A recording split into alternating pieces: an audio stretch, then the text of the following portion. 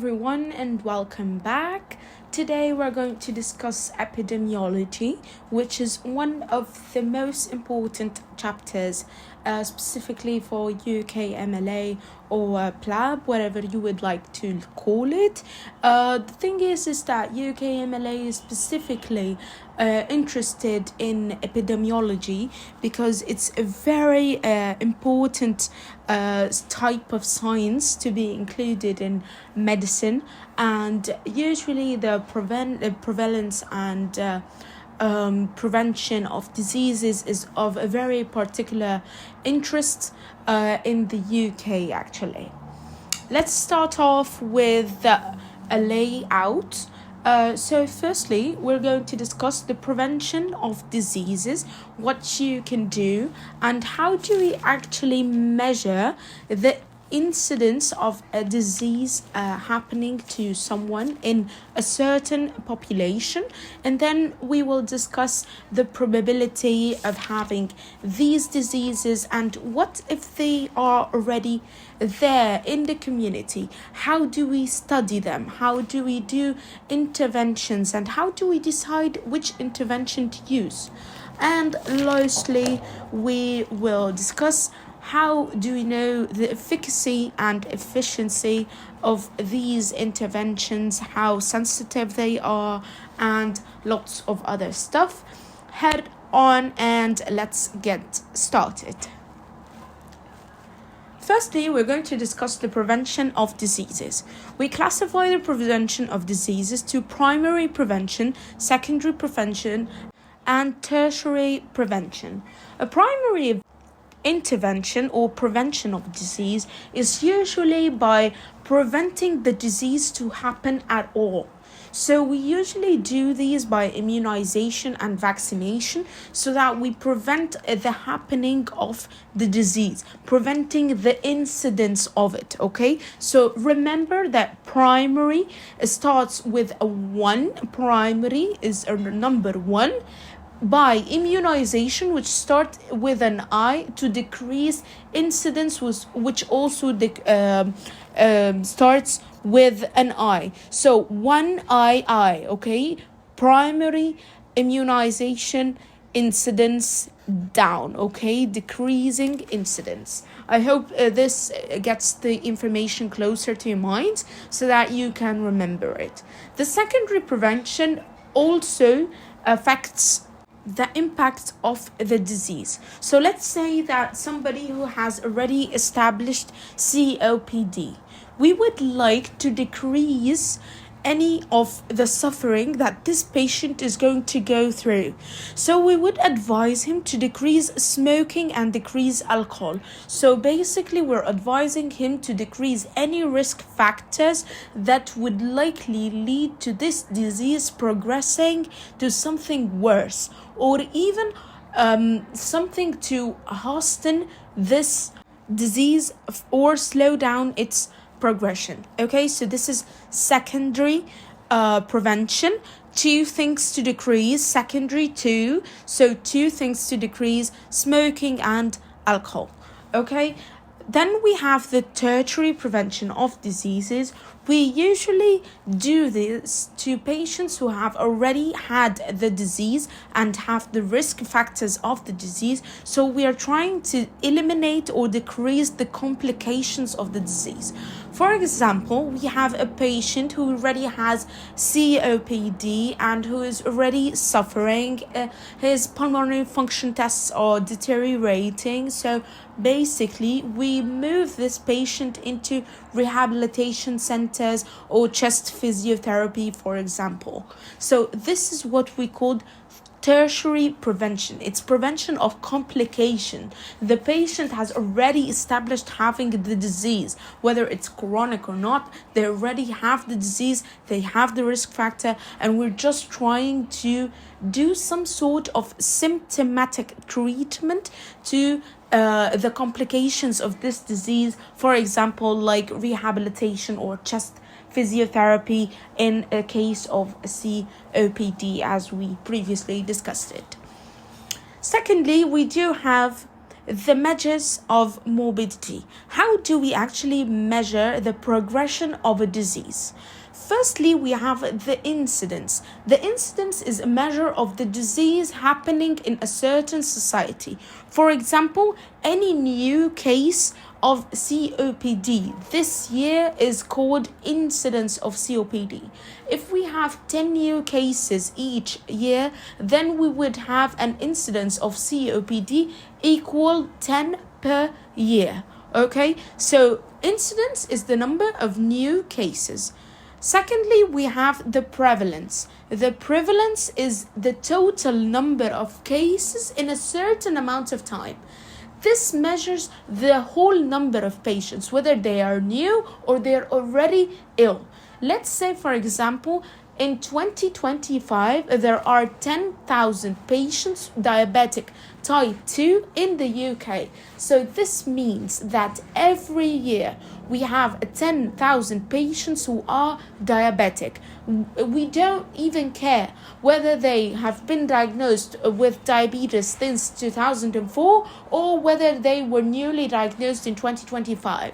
We're just measuring the total number of affected patients in a certain amount of time. Thirdly, we have the mortality rate. The mortality rate is the death due to disease per time, which is an important part. So we usually, for example, measure the deaths caused by cardiac diseases per year or per decade or per century. Okay, it's usually per time. Please remember this part because they usually try to confuse us in the questions with such terminology. Let's get into what we call the probability. The probability are some measuring techniques that can aid us to know how to interpret the incidence, prevalence, and the mortality of each disease. We calculate some probability factors, and then using them, we can predict what is the number of incidents, what's the number of prevalence, or basically use these probabilities to calculate incidence, prevalence, and mortality to measure disease progression in a certain community in a certain amount of time. Firstly, we have what we call absolute risk. The absolute risk is the percentage that someone can be affected with a disease. For example, if we are 10 people in this room and there is only one who is diabetic, so there is 10% of this community in this room that has diabetes. So we can say that the prevalence of diabetes is 10% in this community, that the likelihood of you getting affected with diabetes is usually 10%. Let's give another example. If we have someone who is affected by a certain cardiac disease due to smoking, for example, coronary artery syndrome, okay? This person represents 1 out of 20 people in this house. So we can say that the likelihood of you being affected by a heart disease in this house is 1 over 20, which is equal to 5%. So the likelihood of you being affected in this house by a heart disease is 5%. So I'd like you to briefly know that the absolute risk is equal to the prevalence, like the number of patients in a certain society that has the disease. So if there's a town that has about 500,000 people and there are 100,000 people who are affected by hypertension, then we say there is 20% of this society affected. So the likelihood of a patient to be affected by hypertension in this society is about 20%. I hope that this is clear for you. So basically, let's talk numbers. So the numbers are, we usually put the number of patients in a certain society over the total number of the society and town, and multiply by 100, so we have a percentage. So it's 100,000 over 500,000 times 100, it would be 20%. Okay, so this is the absolute risk. The question will be pretty direct. The question will actually ask you what's the absolute risk of having hypertension in this town, and they will basically give you these information.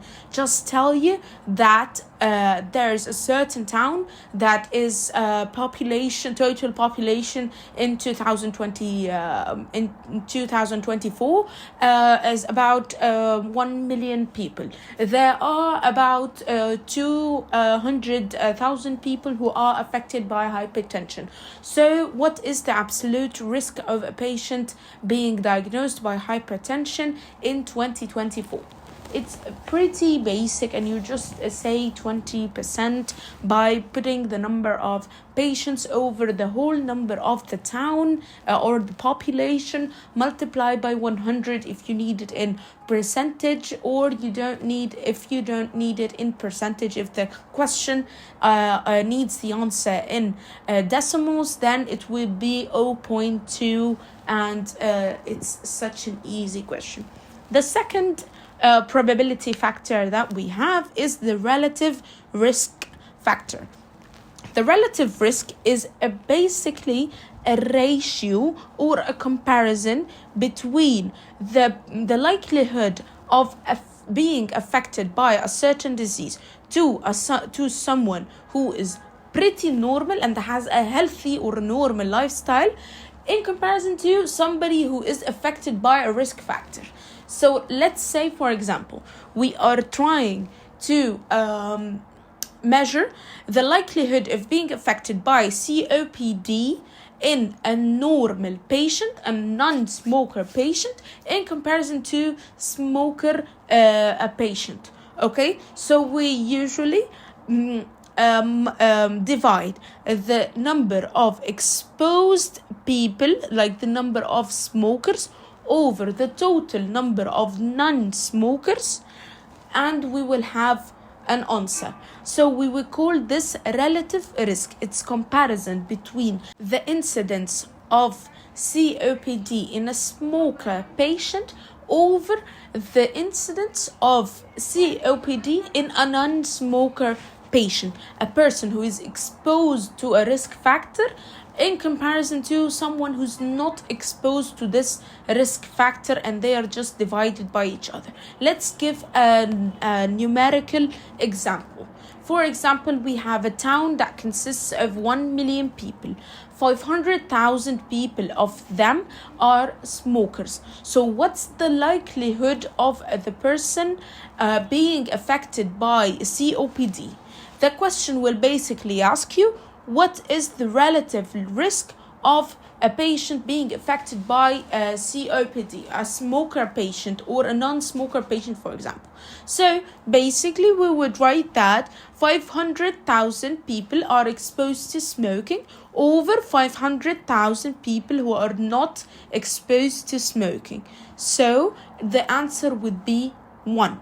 This means that smoking is actually a risk factor for having COPD. So usually the answer would be either 1 or greater than 1 or less than 1. If it's greater than 1, then this means increased risk of being affected. That means that this risk factor is actually valid, that it increases the incidence of this disease.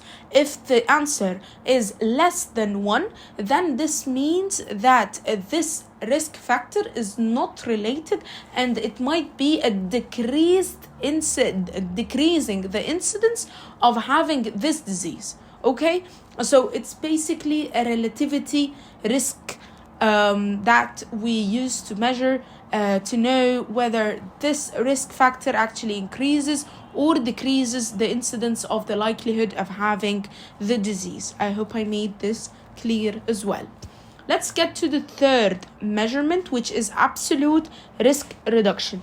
Absolute risk reduction is basically a measurement that we know by which, if we are, for example, making a study, okay, and on this study we have a control group and another group who is taking a certain treatment that is under trial. Let's say, for example, that we're trying to do a preventative treatment for diabetes mellitus type 2. So we have a group of pre-diabetic patients. Half of them are not taking anything, just lifestyle modification, but no drugs included. And the other one, the treatment group, is being treated by a certain drug that we're trying, which we call key. Okay, so we are trying to know how much did key, the new drug, decreased the incidence of having diabetes mellitus due to the patients taking it while they were pre-diabetic, in comparison to the group who did not take anything and was just suffice with the lifestyle modifications only. Okay, so the absolute risk reduction measures the difference that the drug which is under trial has been making in comparison to the control group who has not been taking any therapy or any under trial drugs. Okay, how do we calculate the absolute risk reduction? As we have previously mentioned, we do calculate the absolute risk of the control group, and then we minus from it the absolute risk of the treatment group. Okay, so we will have a number that represents how much did the drug that which was under trial has decreased the incidence of or the likelihood of having the disease that we are testing for. Okay, I hope I made this one clear as well. So just the absolute risk of the control group minus the absolute risk of the treatment group calculates the ARR, which is the absolute risk reduction. We have this question in form of a table. So they usually tell you about having a certain drug that's under trial, and the other group is taking a placebo, which is the control group, okay? And then they plot the results on a timetable or a table in the test, and then they ask you at the end, what is the absolute risk reduction of the new drug? Okay, so you just calculate it as we have previously mentioned and choose your answer either in a form of percentage or in a form of decimals. Both are actually applicable. Let's get to the fourth probability factor, which is the relative risk reduction. The relative risk reduction is so similar to the absolute risk reduction, but the difference between them is very, very, very shallow. So you should be accurate while doing this. The relative risk reduction means how much did the drug which is under trial decreased the affection by the disease. Okay, so for example, someone who's having hypertension, we have 50 patients who are having hypertension. 25 of them are going to take the placebo, and the other 25 are going to take the drug that is under trial. Let's call it solo. Okay, so they are going to take the solo drug. Okay, by using the relative risk reduction, we will try to measure how much did the people who took this drug had much more controlled blood pressure than the people who were taking the placebo.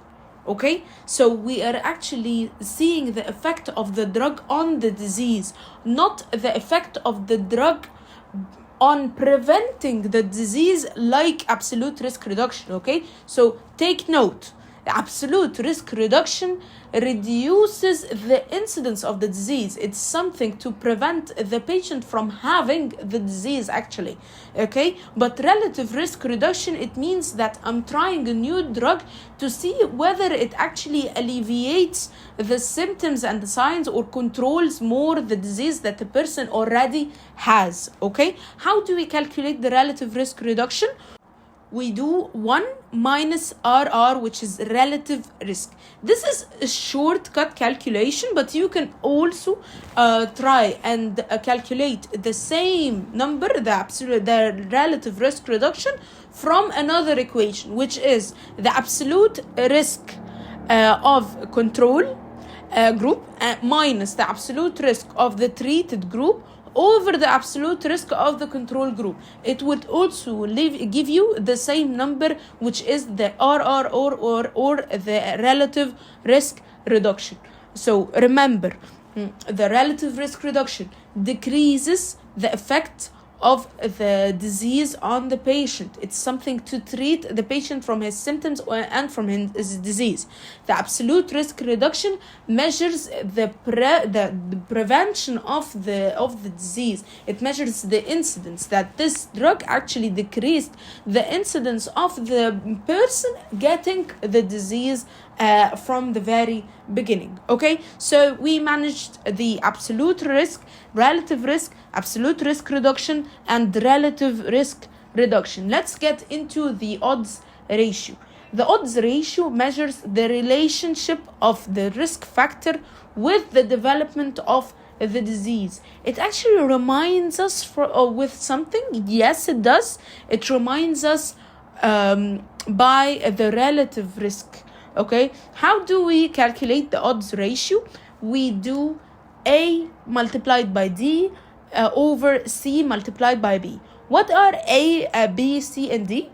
A is the diseased group who is taking the medication, multiplied by D, which is the non-diseased group who is in the control group, over or divided by C, which is the diseased group in the control group, multiplied by B, which is the non-diseased group that's taking the medication that we are trying. Okay? This one will also give us a result, whether less than 1 or more than 1. Okay? But this is to actually measure whether there is a relation between the risk factor and the development of the disease or no. Okay, so if less than 1, then there is no relationship between this risk factor and that disease. If it equals 1, then there might be a relationship between this risk factor and the development of the disease. If it's more than 1, then this means that there is a certain relationship between this risk factor and this disease. I hope I made this clear. Lastly, we have the personal risk. How do we measure the personal risk, and why do we measure it? How we calculate the incidence multiplied by the odds ratio. Why do we measure the personal risk? It's the probability that an individual will experience an undesirable outcome or actually be affected by the disease. Let's get into our second point in the epidemiology chapter, which is the type of studies that we measure by the diseases and the new drugs.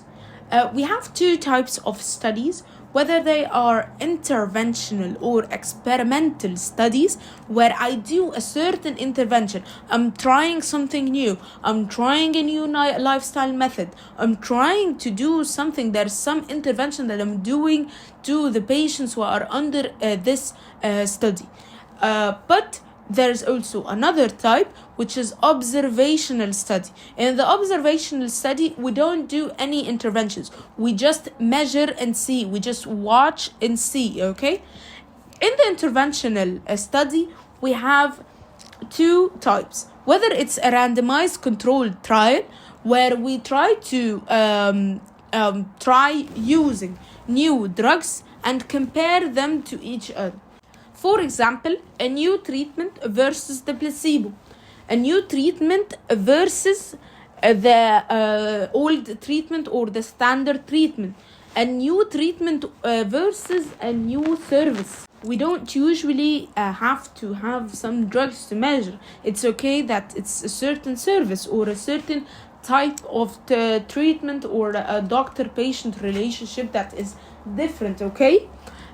These are all under the umbrella of experimental studies.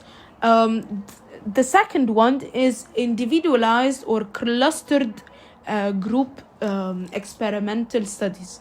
We don't usually have to have these studies on just one person. It can be group wise.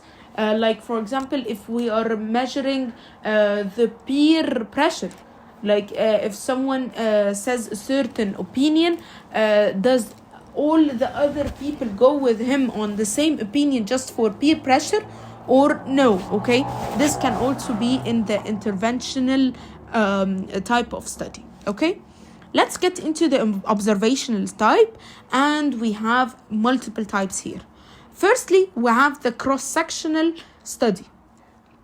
In a cross-sectional study, we just view and analyze. It's basically, let's say that we are trying to measure how often does medical students drink coffee per day.